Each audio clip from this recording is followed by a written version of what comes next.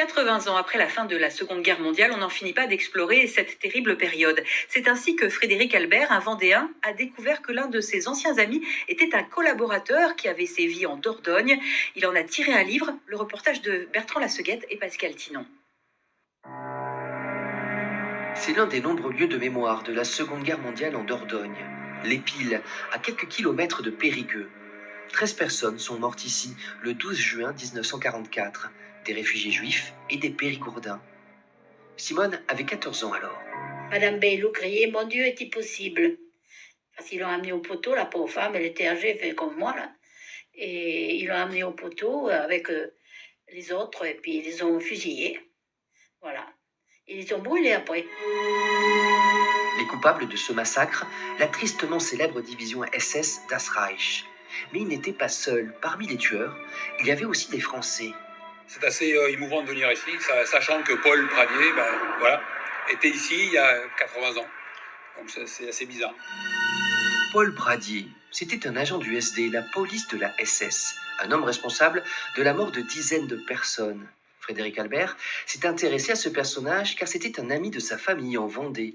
Il a côtoyé et apprécié ce monsieur sans jamais avoir eu connaissance de ce passé sanglant. C'est après la mort de Paul Pradier à 93 ans qu'il a découvert, abasourdi, son côté obscur. Dans cette rue de Périgueux, en novembre 43, Pradier, qui n'avait alors que 19 ans, dirigeait des soldats allemands chargés d'arrêter une famille juive.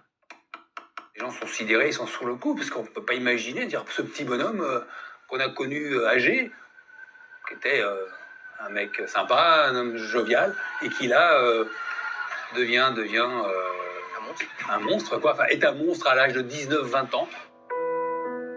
Paul Pradier venait d'une famille d'agriculteurs du village de Montagrier. Il arrive à Périgueux à 17 ans en 1941.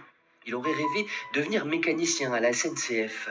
Finalement, c'est vers la collaboration qui s'est orienté et les locaux de la Gestapo dans l'actuelle agence du Crédit Lyonnais.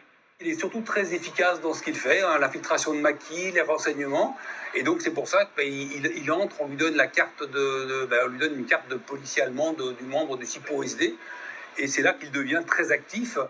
Il aura paradé moins d'un an dans les rues de Périgueux. À la fin de la guerre, Pradier fuit avec les Allemands. Il sera rattrapé par la justice française, condamné à mort. Mais sa peine sera commuée. Il fera 10 ans de prison avant de retrouver la liberté, loin du Périgord. Un itinéraire étonnant à retrouver dans ce livre.